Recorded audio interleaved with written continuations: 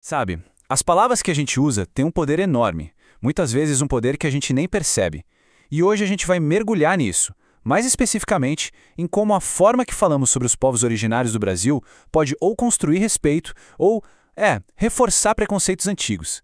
É uma questão de história, claro, mas é, acima de tudo, sobre identidade. E para a gente começar essa conversa, nada mais forte do que esse verso. Ele é do poema Índio Eu Não Sou, da escritora e geógrafa Márcia Cambeba. Essa frase curta e direta já resume o coração do que vamos analisar hoje. A busca por uma identidade própria sem os rótulos que outros colocaram. Então, vamos lá. Para entender a força que tem nesse verso, a gente precisa voltar um pouco no tempo. A gente precisa investigar de onde veio um termo que, para muita gente, ainda hoje, parece totalmente inofensivo. Pois é. A palavra mais comum, usada por séculos para se referir aos povos originários do Brasil, ela não nasceu do respeito nem do reconhecimento. Ela nasceu de um grande erro geográfico. E é exatamente isso aqui. O termo índio foi uma generalização feita às pressas. Quando os europeus chegaram aqui, eles achavam que tinham chegado nas Índias, então aplicaram um nome só para centenas de povos diferentes, ignorando completamente a riqueza de culturas, de línguas, de identidades que já existiam por aqui. E que diversidade era essa? A gente está falando de mais de 390 povos indígenas diferentes só no Brasil. Usar uma palavra genérica como índio é como tentar apagar toda essa pluralidade, sabe?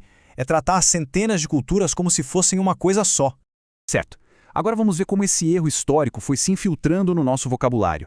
A linguagem que a gente usa no dia a dia, muitas vezes sem nem se dar conta, pode acabar carregando um peso enorme de preconceito e reforçando estereótipos que machucam.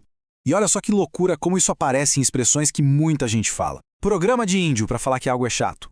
Muito cacique para pouco índio, uma piada que tira sarro da organização social deles. Índio preguiçoso, um estereótipo racista que não faz o menor sentido. E tem também índio do asfalto, que é uma forma de tentar invalidar a identidade de quem vive na cidade, como se a cultura fosse algo que fica congelado no tempo. Esse exemplo aqui é um caso bem sério. Tabajara não é uma gíria para falar de algo falsificado ou ruim. É o nome de um povo com quase 3.000 pessoas que vivem hoje no Piauí, no Ceará, na Paraíba. Usar o nome deles desse jeito é uma forma muito direta de discriminação. E a palavra tribo, a gente ouve o tempo todo, né? Parece inofensiva, mas ela carrega uma ideia de algo primitivo, menos complexo. É por isso que os especialistas, e o que é mais importante, os próprios indígenas, preferem usar povo ou comunidade. São palavras que reconhecem a complexidade e a soberania da organização social dele. E essa imagem aqui lembra a gente de uma coisa fundamental. Estamos falando de pessoas de verdade, de culturas vibrantes. Reduzir identidades tão complexas a uma fantasia ou a um estereótipo é ignorar a profundidade da herança deles e a realidade da vida deles hoje. Ok, a gente já entendeu o problema, então qual é o caminho? O que a gente faz? É sobre isso que vamos falar agora, sobre as soluções, sobre as escolhas que a gente pode fazer na nossa fala para ter mais respeito e precisão. E olha só, aqui tem um guia bem prático. Em vez de índio, o termo correto e mais respeitoso é indígena, que quer dizer originário daquele lugar. No lugar de tribo, a gente usa povo ou comunidade. E, em vez de palavras como selvagem, a gente pode usar povo originário.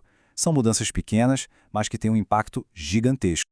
E aqui a gente volta para a força daquele poema da Márcia Cambeba. Sou Cambeba, sou Guarani, sou Pataxó, sou Tembé, sou Tucano, sou Terena. O maior respeito que a gente pode ter é reconhecer a diferença, a especificidade. Sempre que der, o ideal é usar o nome do povo ao qual a pessoa pertence.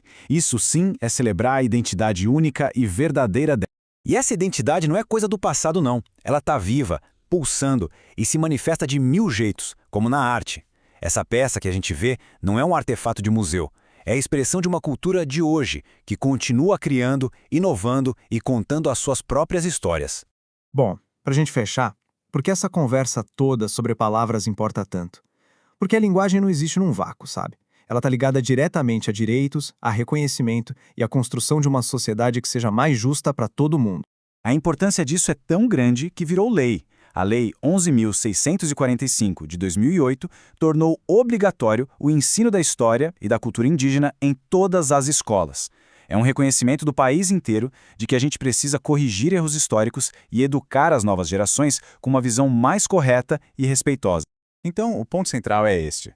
Escolher as palavras certas vai muito além de ser educado ou politicamente correto. É uma atitude ética, um passo ativo para a gente desconstruir o racismo e reconhecer a dignidade e os direitos dos povos originários.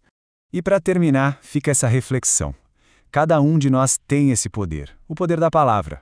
A questão é, a história que a gente conta com a nossa linguagem vai ser uma que apaga e desrespeita, ou vai ser uma que reconhece, celebra e ajuda a construir um futuro mais justo? A escolha é nossa.